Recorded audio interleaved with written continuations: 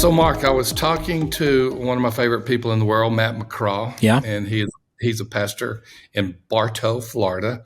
He's just finished his 5th year as pastor. And though he had some good things happening in years 1 through 5, he is now telling me he's really feeling like the church is revitalizing. Now, years 1 through 4, he said good things are happening, but he said, I'm willing to use the word revitalizing is happening in our church right now. That's a phrase. It's not. So, we're going to address this issue. There's nothing magical about 5 years, and there are always exceptions, or as the statisticians would say, there are always outliers. But we're going to talk about today why it may be a better title to this is why it can take at least 5 years. As a matter of fact, I'm going to change the title right now. And so I see Amy nodding her head in the production studio, so she's changing it. So now those who will see it will say why it can take at least 5 years to see revitalization fruit. You and I, Mr. Clifton, are part of the old and often castigated church growth movement. Yes, we are. We're the last two survivors. No, actually, I was speaking at a Kentucky event with Gary McIntosh, so I can tell you there are three. There are three of us. There are three. Oh, parenthetical comment to the parenthetical comment before we get within the content. So there was another guy that you may not know as well because he was out there. His name was Glenn Martin. And he and Gary wrote books. They wrote one of my favorite books, which was The Issachar Factor, an old book on that. And Glenn was walking. He lives Manhattan Beach, California. He and his wife were walking on a beach. He fell, hit his head, and ended up dying. I mean, just like that. He's younger than I am. I think he was 60 years old when he died. So there is another one. So we got the church growth movement, often castigated because it's all about the numbers. It's nickels and noses and all that. You and I know better. We know that there's a lot of good, even though there were aberrations that came from it. But one of the things that came from one arm of the church growth movement, Carl George specifically, was the berry bucket theory. Do you ever talk about the berry bucket theory? I have heard that. But if it was on a quiz today, I would not be able to answer that question. I've heard it. It's in my memory from years ago. I haven't heard that phrase in probably 25 years, to be frank about it. And probably no one else has, but the world is about to hear about the berry bucket All right. theory. Well, this is the exciting moment right here. I can't wait. All right. The drum roll is ensuing and berry bucket theory. So it was an illustrative concept where if you can imagine two buckets on a seesaw or a fulcrum, okay? You fill up one bucket completely, and we're going to call those old berries. And then you have another bucket on the other end of the seesaw or the fulcrum, and it is empty. Where does the seesaw hit the ground? Mark, can you handle that? With the old berries. With the old berries. Who are the old berries? Everybody who came before the current pastor. Okay. The other side of the bucket is the new berries. They represent those who came from the point of the pastor forward. Okay. What happens to old berries? Old berries cannot increase. They either leave or die. Or they ferment. For some reason, I knew that you would do something with that. In terms of mass weight, that side cannot increase. Most likely, the new berries are going to increase. Most likely, there's a chance you get nobody coming in, but most of the time, the new berries are going to come in. So, what happens is that fulcrum, that seesaw, starts going down with the new berries and starts going up on the old berry side. It is right at the point where they're almost equal that you have the rebellion of the old berries because they see that the power structure is about to shift. So did I offer clarity or is that just muddled as it can be? That is really very, very clear. And, having been in church planting for half of my ministry or more, then you always have new berries, right? Everybody who comes is because you've been there. And one of the real challenges of moving from church planting to replanting was just what you said. The people who are there are not necessarily delighted you came. I mean, they may have called you, but it's not like in a church plant where everybody has come since you become the pastor. And that's why you didn't hear about the berry bucket theory in church planting, because it's one bucket. It's one bucket. It's my bucket. Yeah. It's the next guy who follows me that has to worry about that. No, that's a very great illustration. I like that a lot. Yeah. Carl George is the originator on it. So anytime that we talk about it, we want to give him, I think he's still living. He probably will listen to this and say, Tom, I'm your age. Don't kill me yet. But the berry bucket is a good theory. But here's what happens often with the berry bucket. In revitalization, if you're truly revitalizing, it takes a while for you to have that type of support where there are more new berries than old berries. Now, we could begin to dissect this, and it's not a clear-cut thing. Like many of the old berries can become supporters of the pastor. So, those are type of things there. But it takes a while to get the supporters who are going to move forward with you in a great mass in a revitalization. So that's what I'm talking about. Right. And certainly some will never come along, ever. And you're right. Some will jump over into the new bucket pretty quickly. I mean, I've had that happen where they'll really become a huge supporter of you. So, but the concept is really true. And that's why it takes 4 or 5 years in order to fill up that new berry bucket. Is that where we're going with this? Is that where this is headed? That's exactly right. You took it to its logical conclusion. I Mark. Certainly did. You did extremely well. I think we ought to call it. I think it'd be better though if it was bags of nuts, and you'd have have a bunch of old nuts and a bunch of new nuts. or we can specify the type of nuts. Instead of calling them pecans, we can call them pecans. There you go. But I like the nut thing. Oh man, I think if and I may be wrong on this, or if I remember correctly, Carl George, who primarily was in Fuller on the West Coast for many years, lot of wineries on the West Coast, and I think the berry was more natural for him. Yeah. Yeah. I think those wineries, though, I think they just made grape juice, didn't they? I think that's all they made was grape juice. That's the biblical understanding. That's what I thought. What Jesus served. Go get us the best grape juice to serve the wedding party. Yeah, you're exactly right. Okay, Mark, number 2 is the denial factor. The denial factor is often entrenched. I'm going to give you one example, and you're going to have a ton of them. Sam Rayner, his church is very close to adopting its second campus. Okay. Third campus. Third, okay. Another one a few years ago, and now they're about to adopt a second one, which will give them 3 campuses. It has taken the church to the point of a almost near-death experience, where they have been saying it is time. They kept saying things that were just words of denial. I don't know if they're going to make it, but sometimes it takes 5 years and sometimes it never happens, where denial is dealt with and you start looking at reality. Yeah, absolutely. A number of years ago, I had a church contact me that was about 3.5 hours from where I live here. And they said, "We've read your book. We have some issues and we would love to meet with you." Well, I was aware of the church. It was only about 25 years old and had a relatively new building. So in an area of new homes. So I drove 3.5 hours and I get there and there's 6 adults sitting in a semicircle at the front of the sanctuary in folding chairs. And I walked in, they all had a copy of my book. And I said, I introduced myself. I asked them how things were going. They said, "It's been pretty tough." I said, "How many do you have in gathered worship?" And they actually said, "Dr. Rayner, this is all of us. There's 6 of us. This is all that's left." And surrounded by new homes, and the sanctuary was about 20 years old, seated about 200 people. And I said, "Wow, that must be really tough." And they said, "Yes, it really is. And we're really glad you came. We really enjoyed your book. It had a lot to tell us, but you need to know something before you start tonight.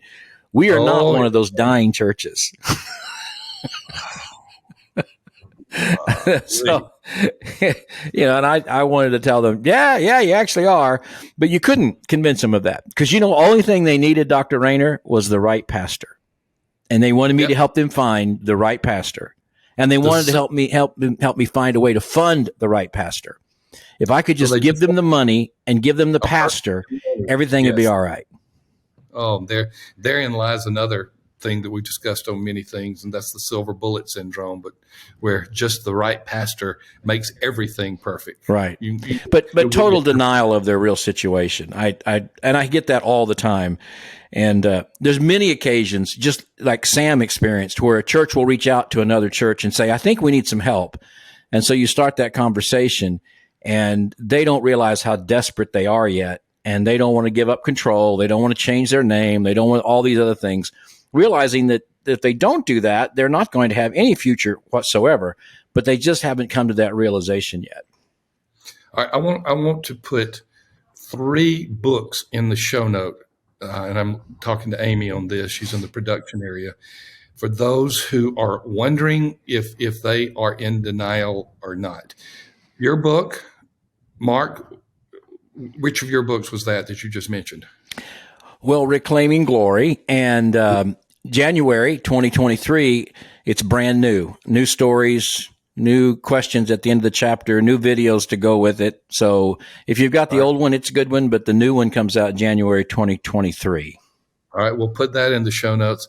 2 other books that happen to be mine that you have mentioned before that I think would be good for churches that are wondering where they are. One is Autopsy of a Deceased Church, because you get to watch what is on the other side. And the other one, which you said you like more than Autopsy, is Anatomy of a Revived Church. Yeah, I really did. And I'm actually going with a Free Will Baptist Church now here in Kansas City that is really struggling with their future. And so I just finished going through Autopsy, and now we're starting to go through Anatomy of a Revived Church with these. And it really has helped open their eyes to see where they are and what they have to do. Those are 2 really excellent resources for any church that's in this situation. I would really agree with that. And Reclaiming Glory, absolutely. I mean, your book has had a long shelf life, and so I'm glad the publisher is now going forward with the new edition. Sounds good. I like it. Okay, trust in the pastor. Going back to Sam, because he's my best illustration, just because he happens to be my son. He is he's finishing his 7th year there. He said the last couple of years, I have felt like I'm the pastor of the church. It's been 7 years. It happens, doesn't it? No, I totally agree. We talk about 5 years all the time, but let's think for a minute, Dr. Rayner, about 2 things, though. As I was looking at this outline for today's show, I've been getting some emails over the last 36 hours, 48 hours from some pastors, most of whom I don't know, frankly, and they're at the point of quitting because COVID reduced their attendance by 30 or 40%. So that has reduced their giving significantly. And then the increased inflation that they are experiencing and the decreased giving that's already begun to happen in their churches, that the giving has gone down in the last few months, probably certainly because of inflation.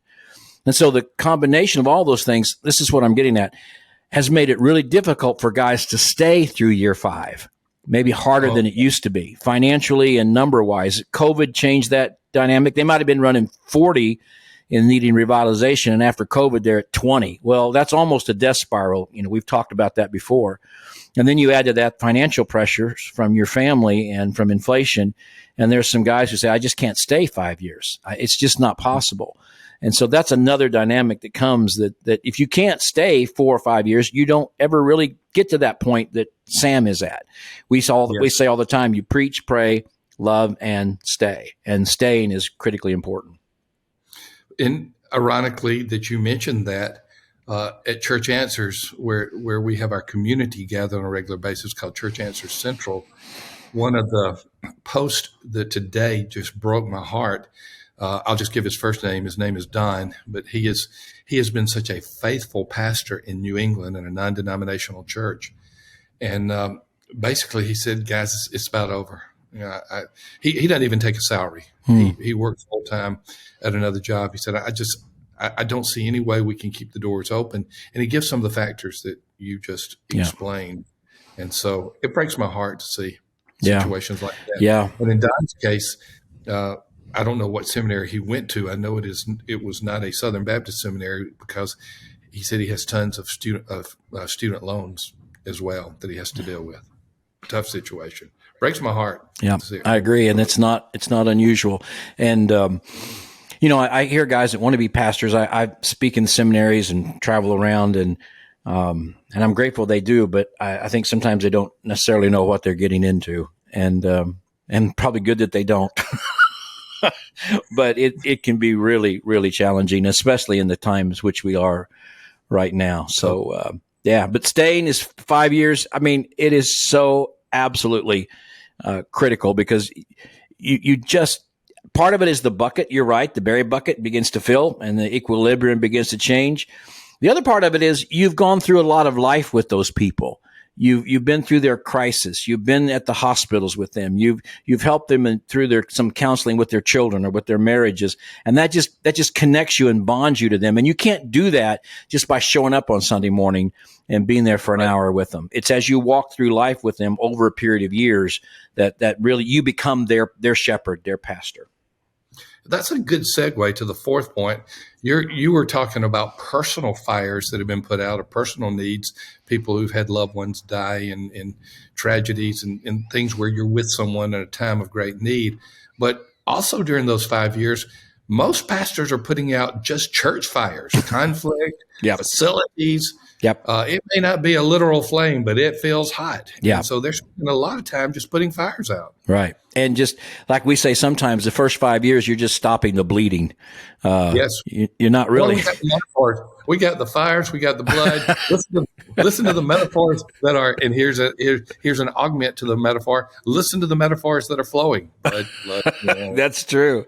But, sometimes we want the patient to get up and get back to normal, and you just got to stop the bleeding. I mean, they've been bleeding for a long time, and that can take years to do. Again, I've said it before. You're not on a mission trip. You're not getting back on the church bus and going home in 2 weeks. I mean, this is where you're going to be until God leaves you. So just take your time and be patient and let God show you what he can do over a 5 or 7 year period. But it can be really hard right now to hang on, so to speak, for 5 or 7 years, given the context we're in right now.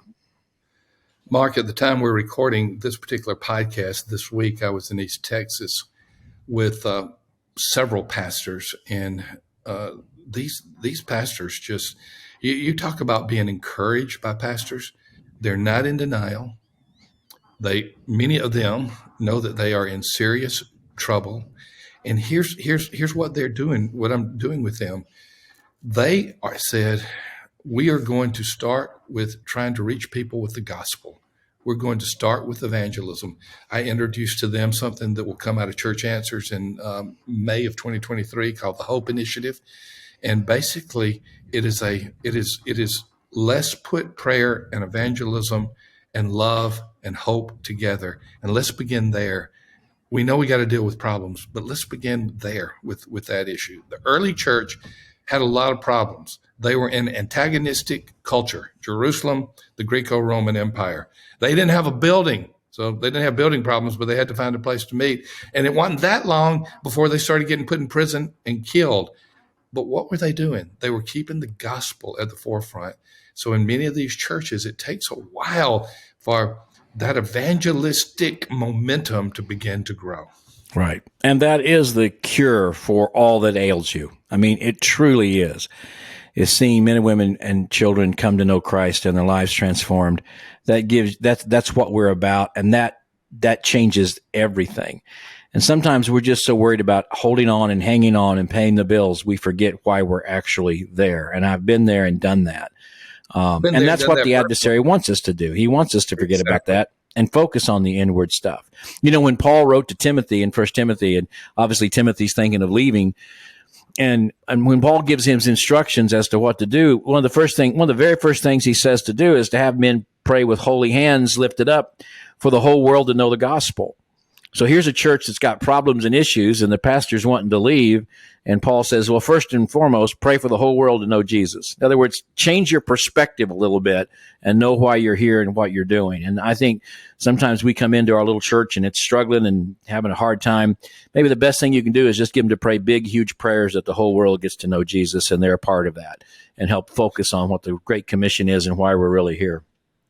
Well, going back to what I was talking about, and we don't have it ready yet, so I cannot say go get this. But the Hope Initiative starts off with a group of people within the church giving assigned prayers for 30 days, and most of it is about getting the gospel. It's this jump start, if you will, which is another segue to the next point.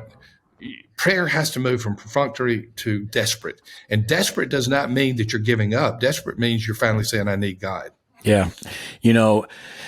It's amazing. I had a grandson who swallowed something a week ago Sunday. They all do eventually, right?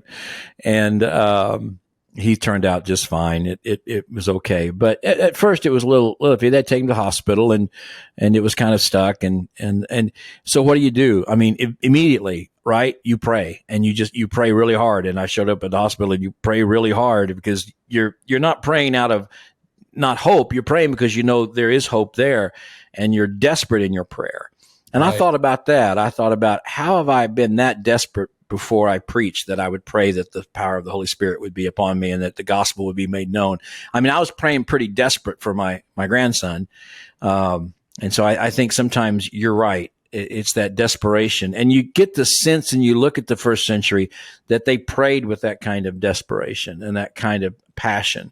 Remember when he was in prison and they were praying for him, and he got freed, and he showed up at the door. I mean, that kind of what are you doing here? What are you doing here? So yeah, I love that. And so, man, there's so much we could spend time on. And prayer doesn't cost any money. Prayer doesn't take a program. Prayer doesn't take a musician. I mean, prayer just takes a person. But Don Whitney says there's nothing about prayer that appeals to our flesh. And he talks about the fact that music, any kind of music, can appeal to us. Architecture, just being in a church building, can appeal to us. And even preaching, even to a secular person, someone who can communicate well and give an encouraging talk can appeal to us. But there's nothing about prayer that appeals to our flesh. And yet there's nothing we need more than prayer. And so we have to be disciplined in prayer is what I'm trying to say. I am not attempting to one-up you with grandchild prayers. My oldest grandson turned 13 this past week. Oh, my goodness, 13 years. I have a grandson that is a teenager. Almost 13 years ago, he was on his parents' bed. He was a little baby, and somehow rolled off and had a massive blow to his head. Wow. Went unconscious. Ambulance came. We're still hearing from our son and daughter-in-law, he's not conscious. He's not conscious. And talk about desperate. Obviously, he's fine. It's 13 years later. Right. Talk about desperate prayer 13 years ago. Right. Not trying to one-up you on swallowing something, but just to say I understand it. Here's what we're going to do, Mark. What's that? We're going to make this podcast an ellipses. Now, the audience may not know what ellipses is. Those are the three little dots on a sentence. And by the way, for you grammarians, those three little dots, there are three of them, with a space on either side, unless there's a quotation mark next to it, then there's no space. Just want to let you know that's the grammar.